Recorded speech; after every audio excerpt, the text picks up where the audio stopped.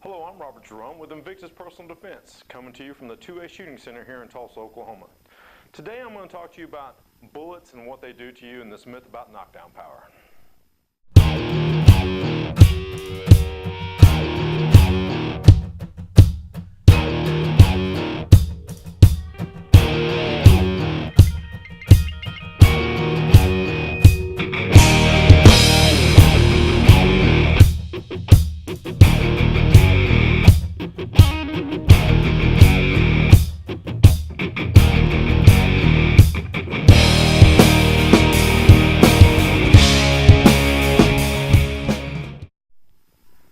Again, this is Robert Jerome with Invictus Personal Defense, and today I'm talking to you about bullets and what they do to you and this myth about knockdown power. First of all, let's talk about this idea of knockdown power.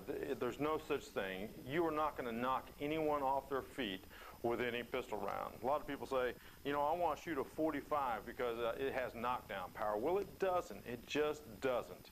Two examples I want to give you. First of all, my buddy Eric was out deer hunting a couple seasons ago. A little 90-pound doe walked out, and he had this .308 rifle, and pop, he removed, basically, well, it didn't remove, but it blew up that deer's heart and lung.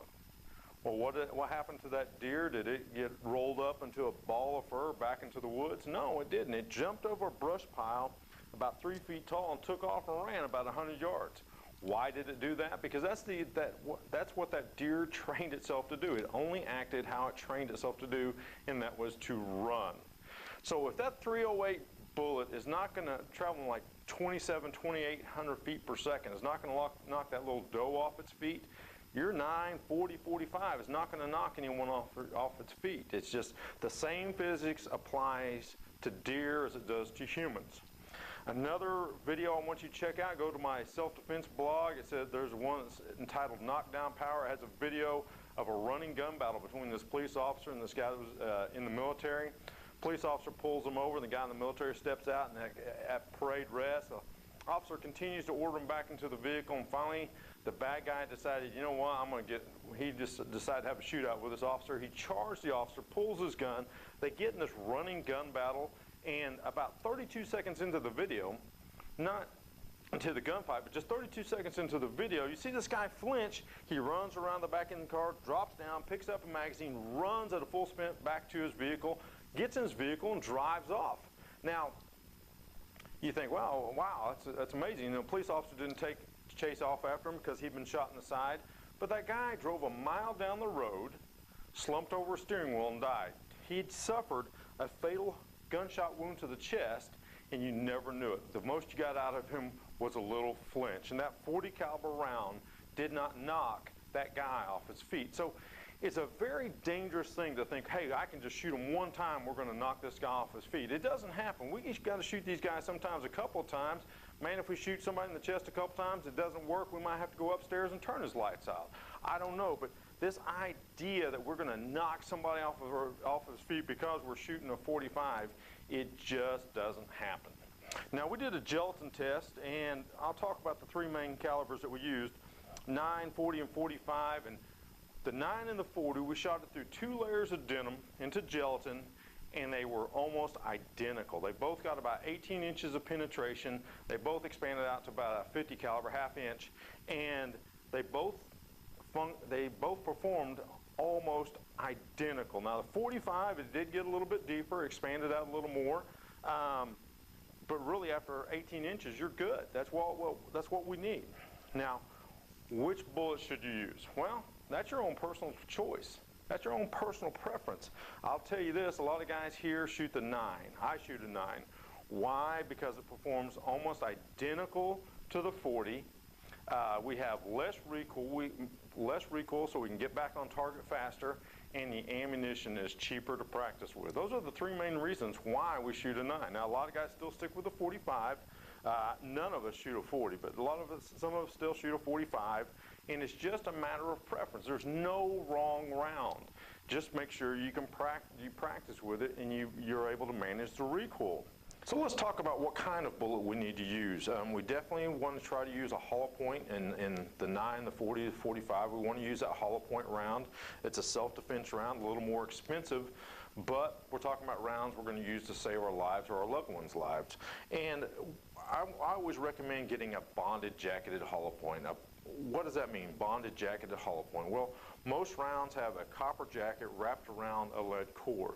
Some of the jackets are not bonded to the lead core, and some of them are. We want to get one that is actually bonded to that lead core. Why is that important? Because if we shoot it through glass, if we shoot it through wallboard, if we shoot it through wood or whatever, it is going to maintain its mass. It's not going to lose its jacket. The jacket won't get stripped away.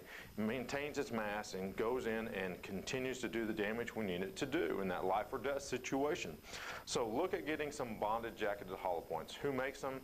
Well, Spears CCI Gold Dot is one. They run a Plus P. That's a great bonded jacketed hollow point. Remington makes the Golden Saber. That's a great round. Winchester Ranger T-Series Plus P, Plus P Plus. Those are great rounds. They did really well in our gelatin test. And another one that performed great was the Corbon DPX. What's different about the Corbon DPX is it doesn't have a lead core. It's a solid copper bullet. There's no jacket to strip away from it. It's just, it retained its mass 100% of the time. It did extremely well in our gelatin test. Now again, they're more expensive, but these are rounds we're going to use to save our lives, and they ran really, really well in our gelatin test. I do want to talk about the 380 a little bit. It's one of the, another common self-defense round. In the 380, a lot of the hollow points didn't do very good in our gelatin test. They just didn't perform very well. They got only about 6 to 8 inches into our gelatin test through that 2 layers of denim, and that's really not going to be deep enough sometimes to do the damage and get in there to do the damage to help us stop that person from hurting our family and ourselves. So.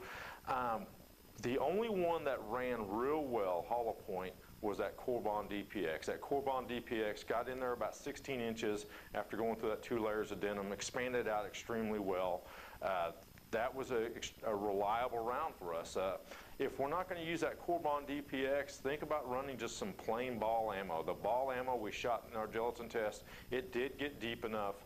It got in there where it could do the damage we needed to do to stop these individuals. So on that 380 round, we need to be careful about what we choose.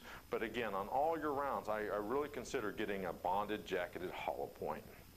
Again, this is Robert Jerome with Invictus Personal Defense. I ask that you check me out on my website at invictuspersonaldefense.com. Look up my self-defense blogs, some of my other videos. I also have a YouTube channel. Check that out. You know, subscribe to my channel. Please do subscribe to my channel. Leave some comments on my videos. Let me know what you think. Ask some questions. If you have some questions you'd like me to answer, I'll be more than happy to try to get a video out and answer some of those more popular questions. Again, this is Robert Jerome with Invictus Personal Defense. I look forward to talking to you in the future.